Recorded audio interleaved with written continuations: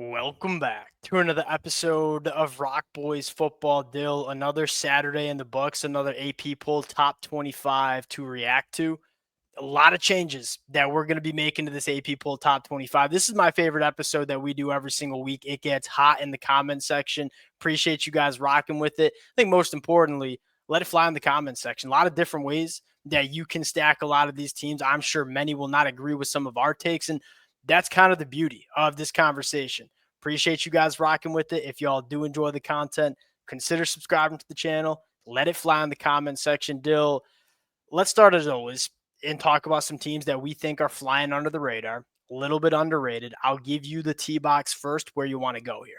I mean, it has to start with Ole Miss. Like, I don't get how you can watch that game that they just played against Georgia like a week ago and have them a slot below Georgia. Frankly, I'd probably have them above Alabama. And then you get into a real kind of interesting debate where their resume is not necessarily better than Notre Dame, Indiana, or Penn State.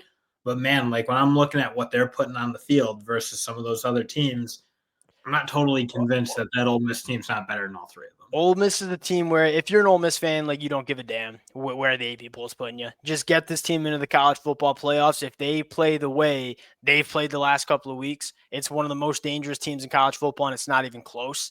And so I'm kind of with you. Like you look at what have you done for me recently? How has this team looked the last couple of weeks? Top 5 team in the country.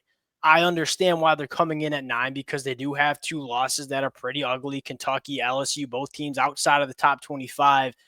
But I look at that Ole Miss team, the way they're playing football right now, especially with that defense that nobody understands is one of the best defenses that we see in the country. This Ole Miss team's extremely dangerous, and they're going to get Trey Harris back, their best wide receiver on the outside. Dill, I'll go to a similar team that I think's underrated, and it's kind of for the same reasons too. South Carolina.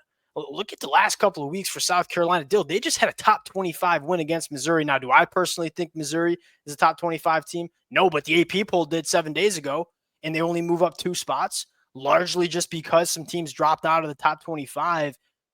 What Scar has done the last couple of weeks, like this is a team that you do not want to see in the back half of November. I get it. Very similar conversation with Ole Miss. You have an ugly loss to Ole Miss. You have a 2-point loss to Bama, 3-point loss to LSU. But the last 5 weeks, this team's playing like a top 15 team in the country. Scar coming in at 19, think they're underrated here.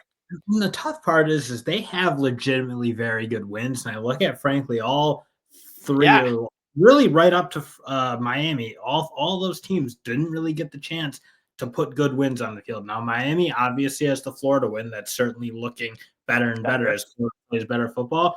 But Florida didn't have DJ Lagway. He certainly changes the ceiling on that football team. I look like it's just hard. It's kind of like what you said, hard to convince me that South Carolina probably shouldn't be right up there with A&M. And I mean, the head-to-head tells me that they should. And I look at South Carolina and say, like, the one ugly loss you had was to Ole Miss, and Norris Sellers was clearly not 100% in that football game. And I'm not saying like shoulda, coulda, woulda, but I think it's worth pointing out.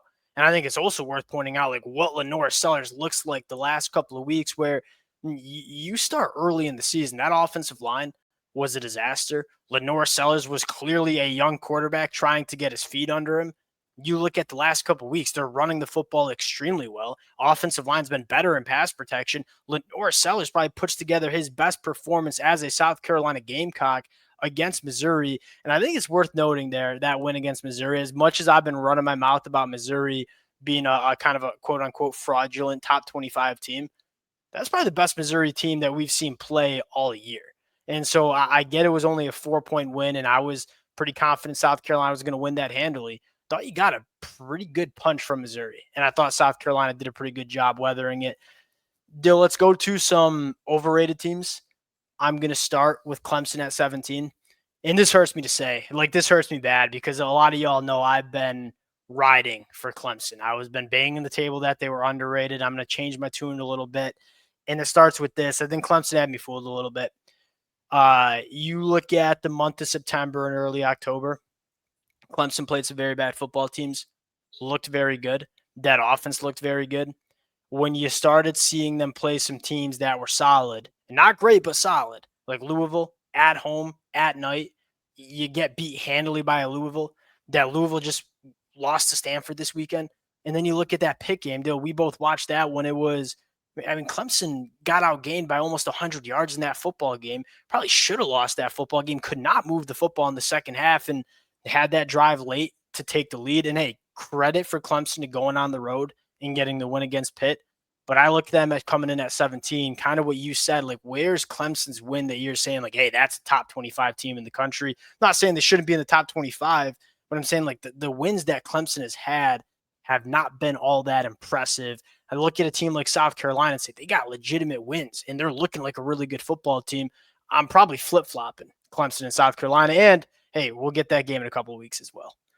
Yeah, and I'm Clemson's tough. Like, I still think they're a good team. They certainly have their injuries.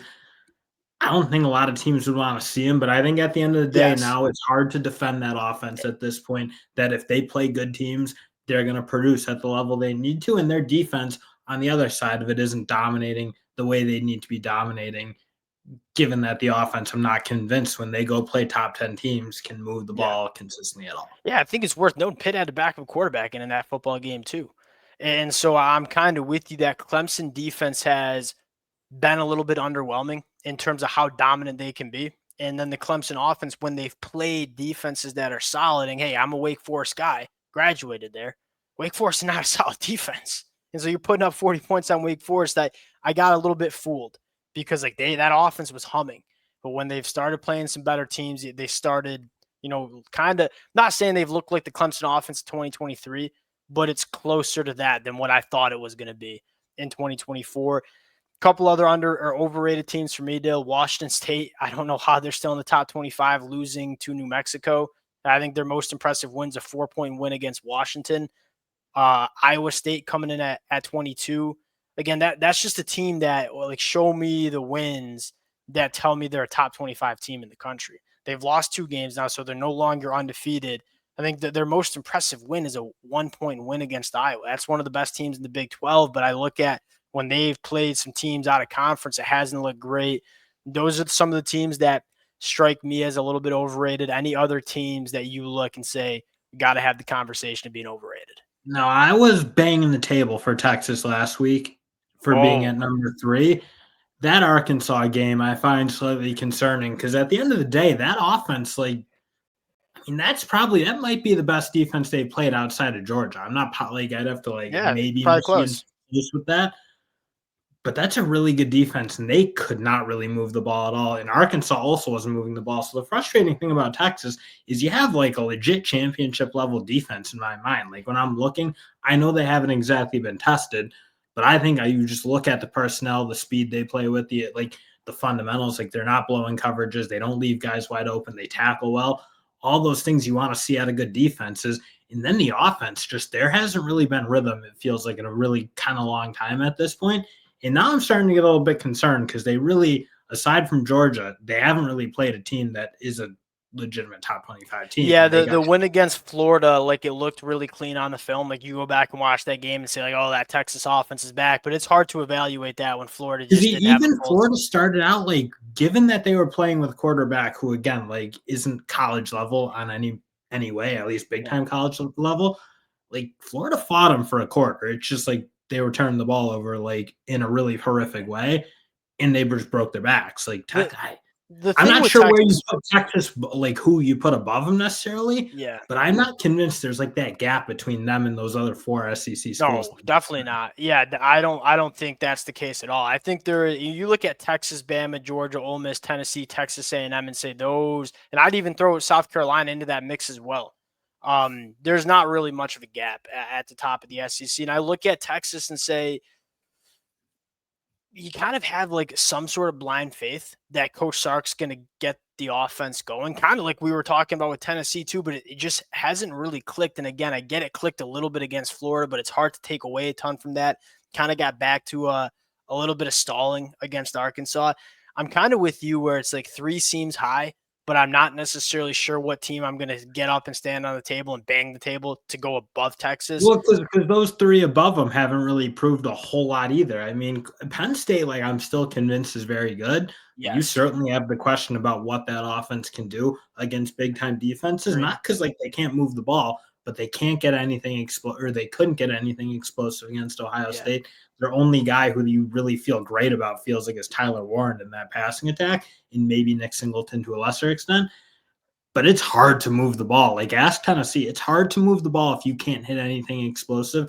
And again, just with Penn State, like, you're still not convinced they have the boundary level players to go be explosive. Now, again, they're another team. Like, I don't know who you put above them necessarily, but it's really tough to rank them after the top two, I guess, is fundamentally what I'm Yeah, I trying to think say. Oregon, that is probably what I agree with too. Like Oregon, I know looked ugly against Wisconsin, but they're still clearly the best team in the country. I think Ohio State's clearly number 2. And why I say that is just the eyeball test. Like you watch that Oregon Ohio State game and just say that those two teams to me look like the best teams in the country.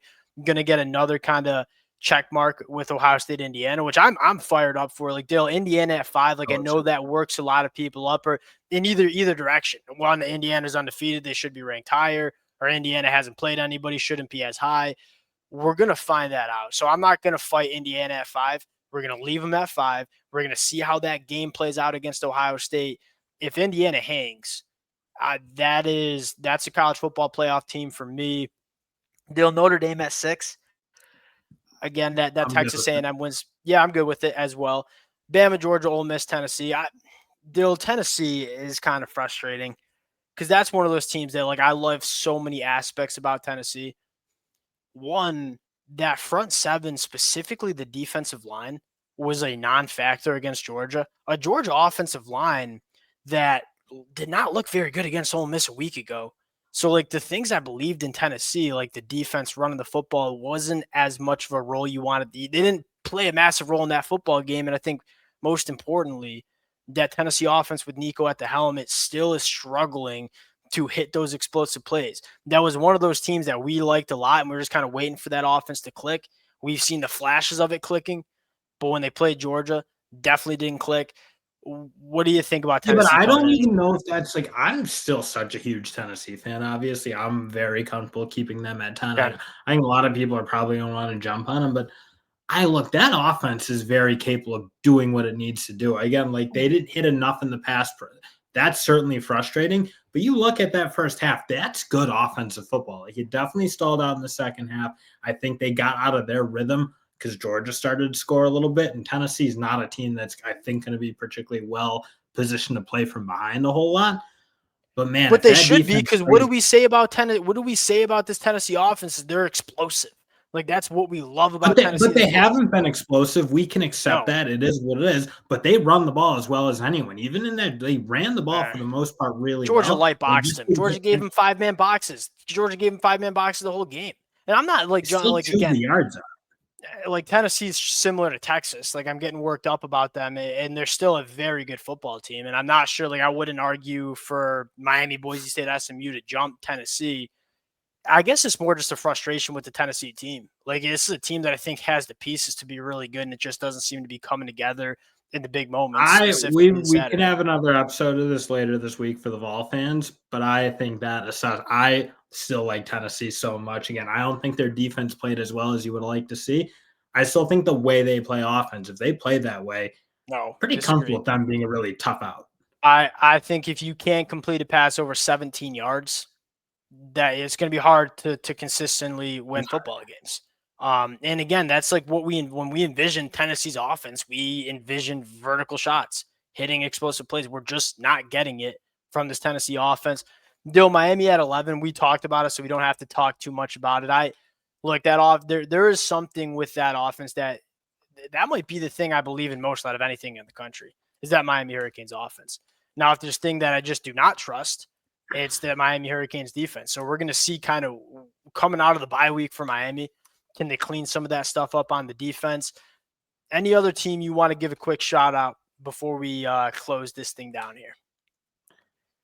Colorado is a team that I'm not 100% sure what I would do with them exactly, but we're talking about some teams that are getting a little bit hotter. I mean, Colorado, like, They're hot. man, that's still at least like I know Utah's a horrible offense, and like that is what it is. They were never really going to challenge Colorado, I think, in a sense, but they really do a good job. Like, I don't think they were even playing a great game on offense, but their ability to hit big explosive plays really consistently, I think makes them so dangerous. Now, Yes. again, like you still have like the Nebraska game in your mind, the Kansas State game in your mind, and those two teams have done Colorado no favors, I would say, because they both kind of fallen off a little bit.